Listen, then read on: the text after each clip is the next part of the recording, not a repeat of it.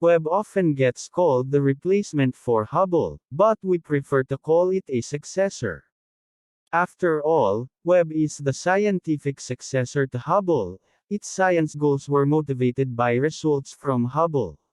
Hubble's science pushed us to look to longer wavelengths to go beyond what Hubble has already done. In particular, more distant objects are more highly redshifted, and their light is pushed from the UV and optical into the near-infrared. Thus observations of these distant objects like the first galaxies formed in the universe, for example, requires an infrared telescope.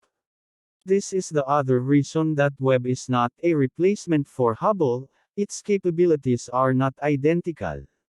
WEBB will primarily look at the universe in the infrared, while Hubble studies it primarily at optical and ultraviolet wavelengths, though it has some infrared capability.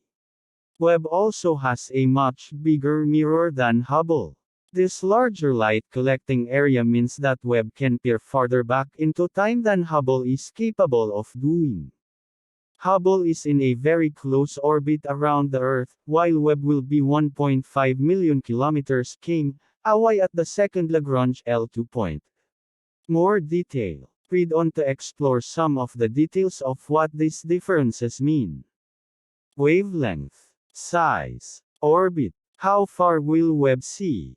What about Herschel? Wavelength, M spectrum and satellites. WEBB will observe primarily in the infrared and will have 4 science instruments to capture images and spectra of astronomical objects.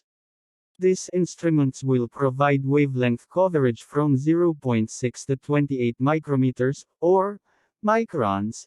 Isang micron is 1.0x 10 hanggang 6 meters. The infrared part of the electromagnetic spectrum goes from about 0.75 microns to a few hundred microns. This means that WEBB's instruments will work primarily in the infrared range of the electromagnetic spectrum, with some capability in the visible range, in particular in the red and up to the yellow part of the visible spectrum. The instruments on Hubble can observe a small portion of the infrared spectrum from 0.8 to 2.5 microns, but its primary capabilities are in the ultraviolet and visible parts of the spectrum from 0.1 to 0.8 microns.